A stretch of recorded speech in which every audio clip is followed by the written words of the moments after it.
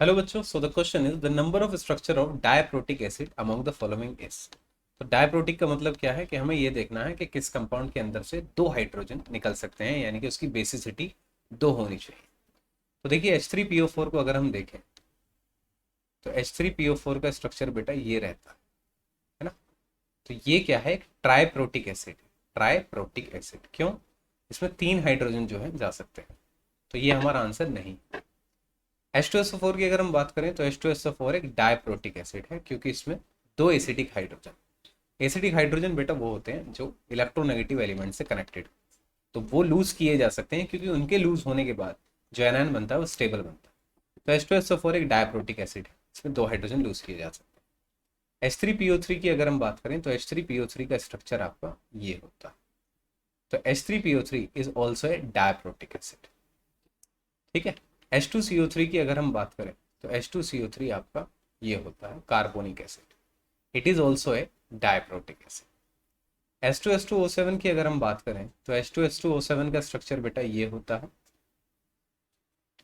इसमें भी जो हाइड्रोजन है वो ऑक्सीजन से कनेक्टेड होते हैं, तो ये आपका डायप्रोटिक ये भी हो जाए। H3BO3 की अगर मैं बात करूं तो H3BO3 एक वीक मोनोबेसिक एसिड होता है। अब आप इसमें ये ना देखें कि हाइड्रोजन ऑक्सीजन से कनेक्टेड है, बट ये वीक एसिड होता है क्योंकि बोरोन एक इलेक्ट्रॉन डेफिशिएंट मॉलिक्यूल, ये हाइड्रोजन लूज करने से पहले OH माइनस एक्सेप्ट करना ज़्यादा पसंद करता है। ठीक है।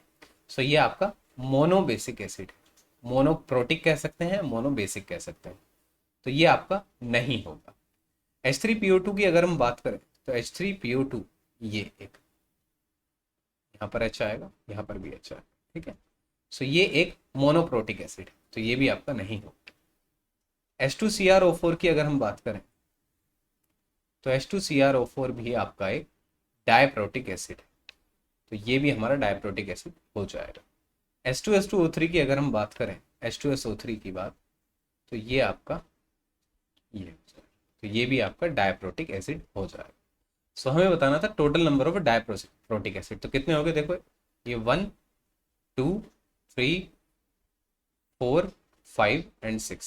So hence total 6 number of acids given here are diaprotic acid. So correct answer is 6.